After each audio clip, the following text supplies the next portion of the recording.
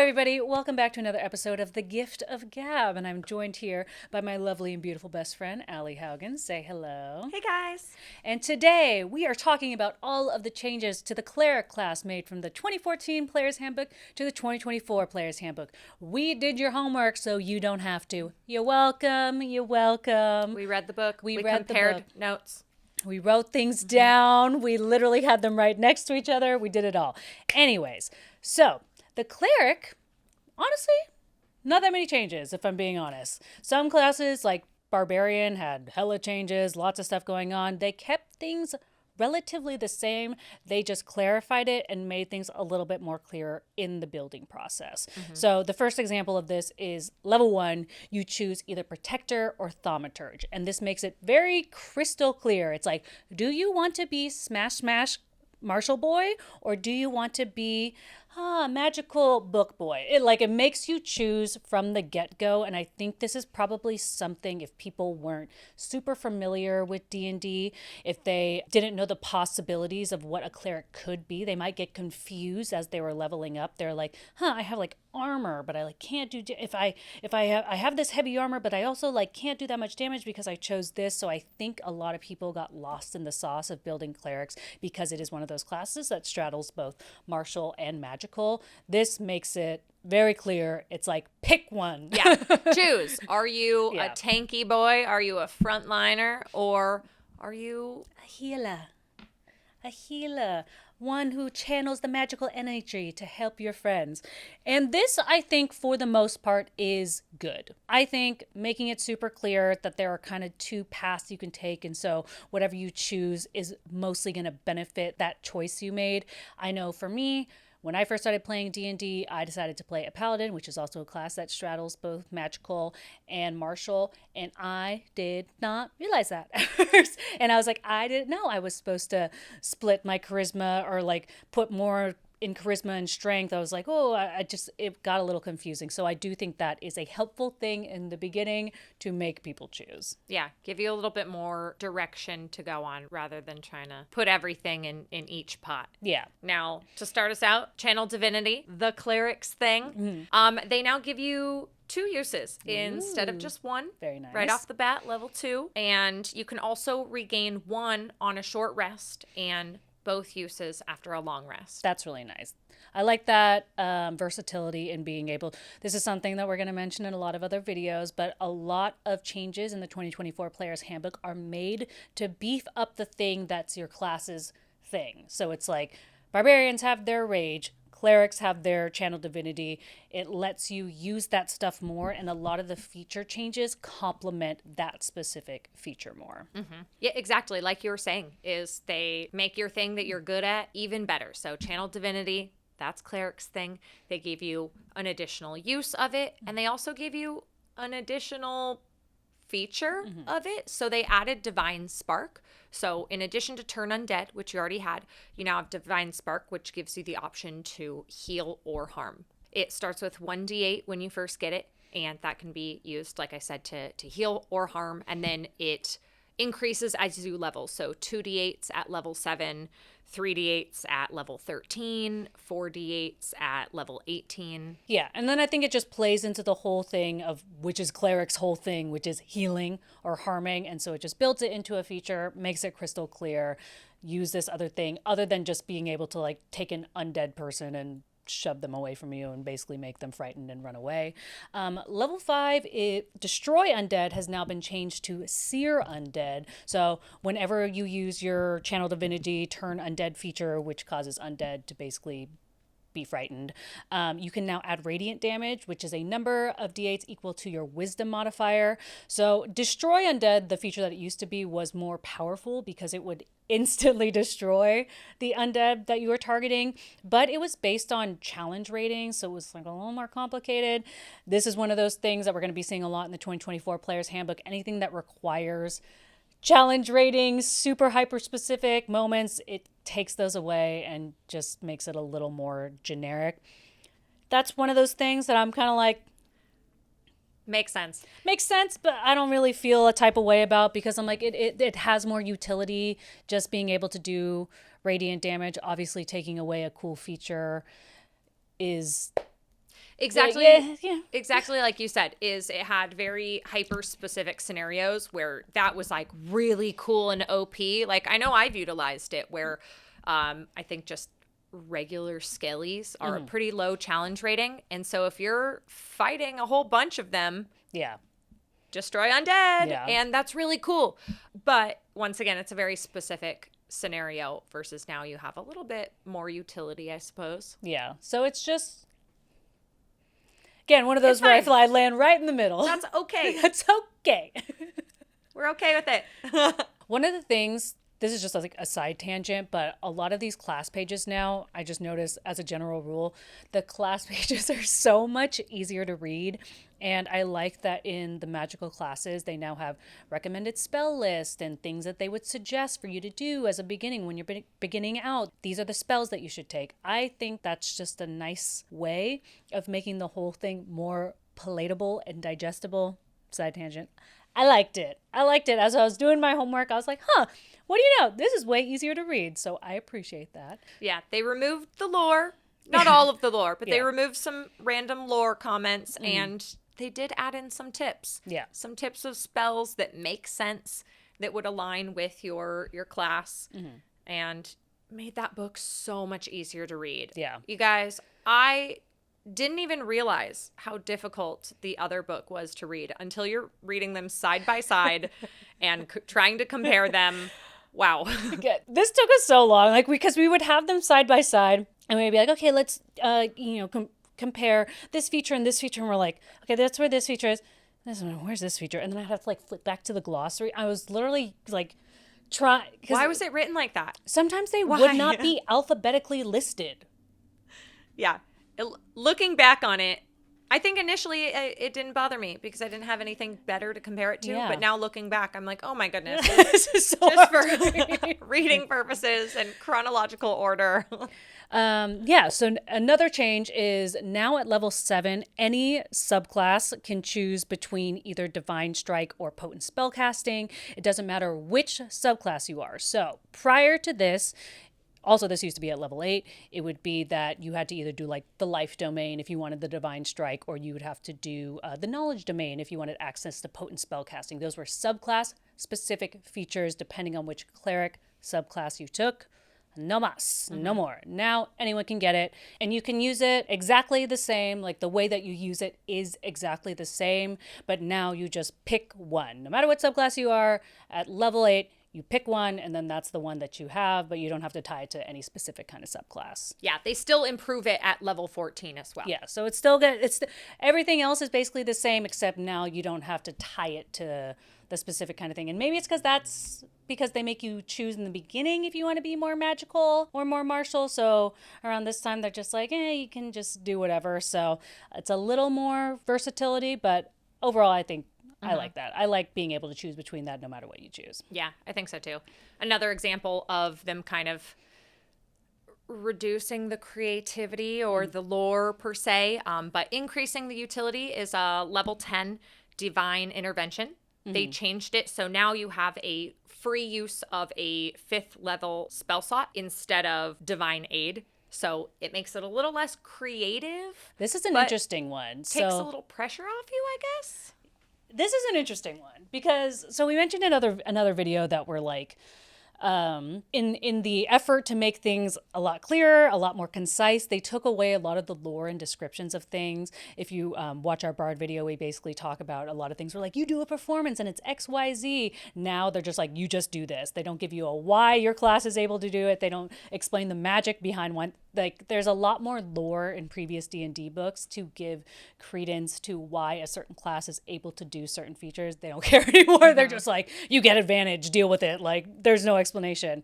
And this is one of those areas where it required a lot of creativity from the DM, is that, you ask for Divine Aid. Yeah, as a reminder, Divine Aid is you would literally ask your god to do something godlike. You would be like, God, make this super impossible thing happen. Then you would roll.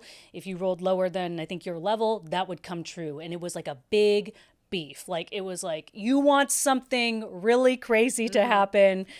The chances of it happening, so Yeah. so rare. If you roll low, nothing happens. And Yeah. you're like, well, darn. Yeah. Or if you roll high, because you would have to be Oh, lower. yeah. Opposite or whatever. Very low chance of it happening, but when it happened, it was really, really cool.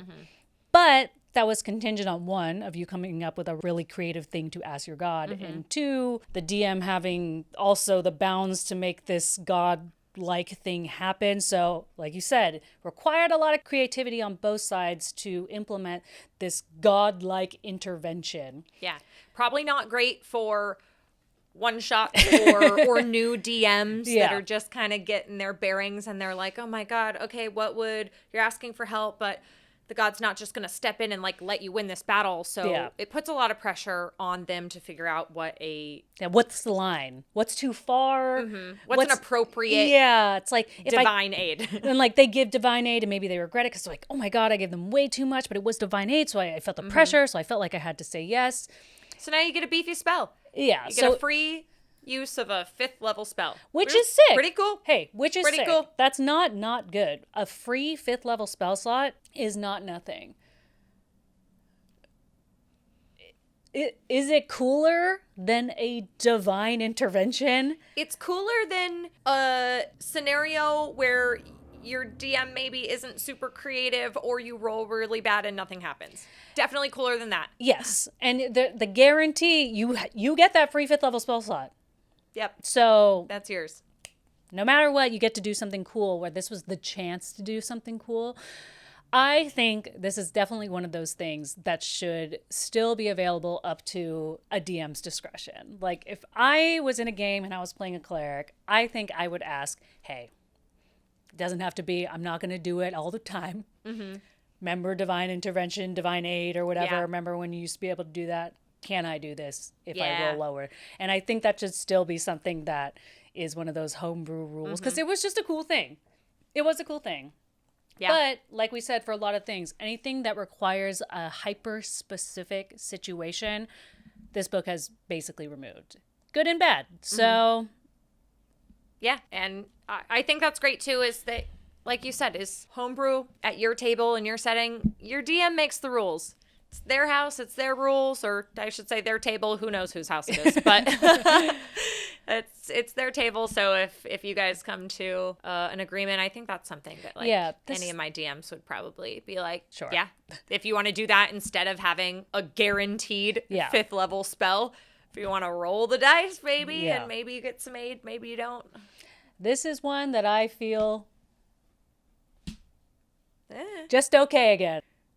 That's fine. I think the trade-off is sufficient, though. I'll give them that. I think the trade-off is cool enough that you're like, at least I get this. That is really cool. I'm never gonna. I don't feel like it was nerfed. Yeah, I'm not gonna turn my nose up at a free 5th level spell, but at the same time, I'm still like, Only a little creativity nerfing. Yeah, but no like potency nerfing. They get a ticket for being boring, I guess.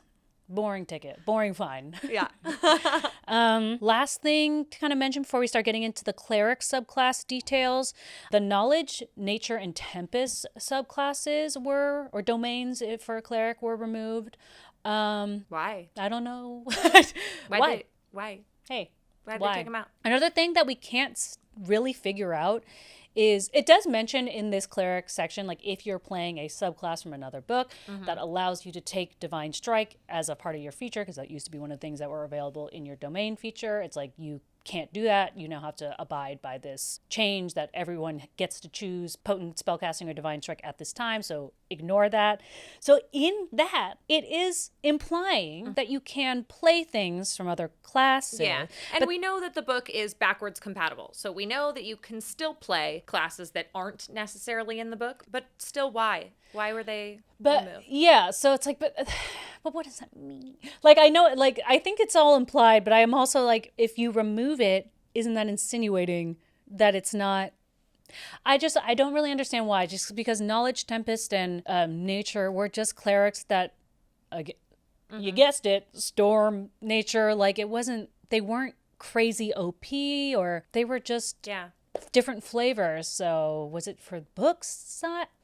My only comment about it is, why? Yeah. Why? Don't get it. Anyways, moving on to the Cleric subclasses. There's not a lot of changes, if we're being perfectly honest. So we'll rattle through them, but for the most part, there's not really a lot of changes. Life domain, yeah, basically no changes. I mean, yeah, no changes. Which is exactly, I think, why did they leave some and they were like, no notes, still in this book. Yeah. But these 3, also no notes, but they're out. They're not in the book. Why? No notes. Can someone in the and no participation. like, can someone in the comments tell me why? Did they just think they were boring, or I don't know. I feel like Does anyone know? Yeah, I feel like I know a lot of Tell people us if you know. who like to play the Tempest one specifically. Yeah. Any whoozle, light domain, moving on. Warding flare, it no longer specifies that the attack must be against you. It can also be used for an ally. Level 6, they improved that flare. So now it allows you to regain it on a short rest, opposed to just during a long rest. And then, yeah, additionally, you can also give temporary hit points 2d6 plus your wisdom modifier to an ally being attacked that triggers that flare. So that's cool. Give a little more temp HP to throw around, a little more healing capabilities. I think in this book, all the classes got a little more healing accessibility. I feel like they upped that healing word to 2d4 instead of 1. That's huge. Love that. And, gave barbarians healing abilities. Yeah. Kind of just like gave little boosts to all the healings. Well, I think they probably recognize that no one is going, like, no one's raw dogging combat, like no one's going in, I hope I don't die. Like, everyone's trying to utilize some kind of healing or healing potion or whatever. And, depending who you play with. I mean, if your DM's like a real rule stickler and you have to purchase all of your healing potions and you don't have anyone giving them out, then that could be deadly for a party. Yeah. So it's good. It's good to have more healing options. Although the healing class, not many changes. Level 17 Chrono Light. Not really a change. It just like no longer takes an action to dispel the light. It can be used a number of times equal to your wisdom modifier instead of just once. So it used to be just once, or it wasn't just once. It was like not really specified how many times you could use it. Like, honestly, in the language, it was a little bit muddy. But now it says number of times equal to your wisdom modifier, and then you regain it at a long rest. But that's basically all for light domain. Yeah. Now we have trickery domain. So the blessing of the trickster at level 3, obviously your domain level, it no longer requires touch in order to use. You can now just affect creatures within 30 feet. Cool. And the blessing lasts until a long rest. Ooh. Or instead of just an hour. That's nice. And it's giving advantage to yourself. Or an ally. Or an ally.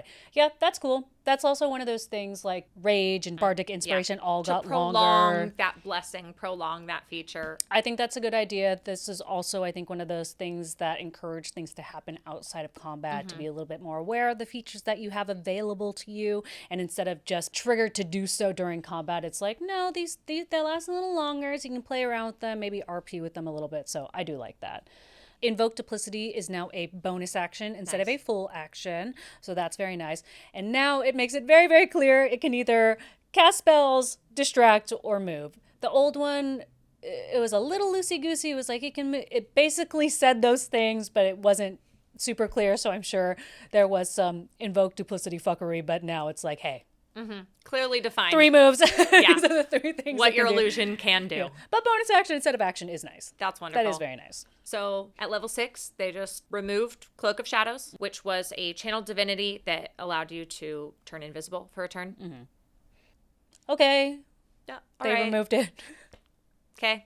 I don't really know how to feel about that. Instead, they do give you Trickster Transportation, which allows you to take a bonus action to create or move your Invoke Duplicity illusion, and you can also swap places with it, giving you a instant teleportation to wherever it was. That's way cooler. Pretty cool. That's actually way cool.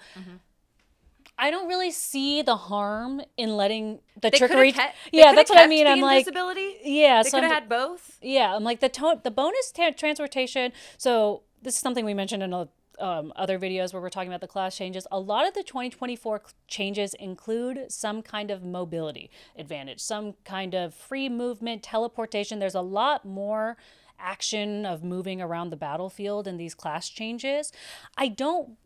I think that's actually really sick. Being I able think to that's great. switch with your invoke duplicity, that Yeah. actually rules. I love that. Why just being able to be invisible for one turn? I think they could have kept that. I I love that they added Yeah. the mobility and the teleportation with your illusory guy. I don't know. Was You that could have still had a turn to turn invisible one time? like was that One that invisibility OP? I understand it being super battle focused and that it's only invisibility for a turn as opposed to being like being invisible for 10 seconds, 1 minute, you know, so it was very combat specific, so you could only be invisible during combat. Is that crazy? I don't know. I guess like Especially just for one turn. yeah, like I don't really see the point. If you're a trickster, Yeah. being able to be invisible for one turn, I think is like a pretty nothing burger feature. Like it's Yeah. it's cool. So removing it is like I guess It's okay. okay. Trickster's transportation though, very sick. Very cool. Very very sick. I do really like that. Although, since we're already talking about nerfing, level 17, they did nerf the improved duplicity. They reworked it a little bit, so it now no longer gives you 4 duplicates with additional movement. So now it provides you and your allies advantage on attack rolls or can heal. That's also a lot of these changes for cleric. I'm okay. Fine. Yeah, and like, because 4 duplicates with additional movement is cool. Getting advantage to attack rolls and being able to heal, Also cool. also cool. Also cool. Especially healing. More healing for everyone. I feel like More movement, more healing. the overall vibe of this entire cleric changes video is just us being like, okay, All right. all right. I feel nothing. Yeah. That's I feel nothing. It's okay with me, I guess. It's okay with me. If you were asking for approval, it's okay. yeah. You do If it. you're asking Go if ahead. I'm mad about the change, no. I'm not I mad. just feel nothing. All right, that's it for the trickery domain stuff. Moving on to last but not least, the war domain. There are a couple of changes to this one. War domain, war priest. Anytime you take the attack action as a bonus action, you can take an extra attack. And now you regain that ability at a short rest. So yeah, not a huge change, but just kind of like a slight tweak. So there's a little bit of a switch and a swap that happens. So level 3 guided strike has been changed, but it's a feature that you used to get, but you got it at level 6, but now you get it at level 3. I'll just explain it. Okay, so level 3, Guided Strike, the plus 10 bonus you got, you can now use that for another creature as well. But if you use it for another creature, it will cost you your reaction. This used to be the level 6 feature, but now the level 6 feature, War God's Blessing, if you expend a use of Channel Divinity to cast Shield of Faith or Spiritual Weapon, it won't cost you a spell slot and it doesn't require concentration. That's huge. That's crazy. Removing the concentration alone, I mean, obviously not Yeah. costing a spell slot is also really cool, but removing the concentration on that, That's crazy. And it just lasts Love it that. lasts 1 minute unless you cast it again or you get incapacitated or die. So without concentration and without a spell slot, it just lasts for a minute. That's like combat. That's an entire that's all of combat. That's crazy. That's crazy. Now that's sick. This is, I think, the first change in the cleric spellclass that made me feel something. Actually, the trickster transportation was pretty cool, but Yeah. this is This cool. is really cool. Because this, I think, also hones in on what makes playing a cleric cool. Because spiritual weapon and shield of faith are very, I feel like cleric, Very cleric. very cleric Yeah. things. So making those beefcake, great change. Yeah. Great change. Giving you reliable access to them, Yeah. as well as the ability to not be as afraid of them dropping because you're getting hit. Well, then, because Well- ostensibly, that means that you could have that spell and another concentration spell. Spiritual Guardians, Yeah, Spiritual Weapon, or Shield Yeah. of Faith. Guys, absolutely. that's sick. That's a great change. Perhaps That's wonderful. the only great change. That is wonderful.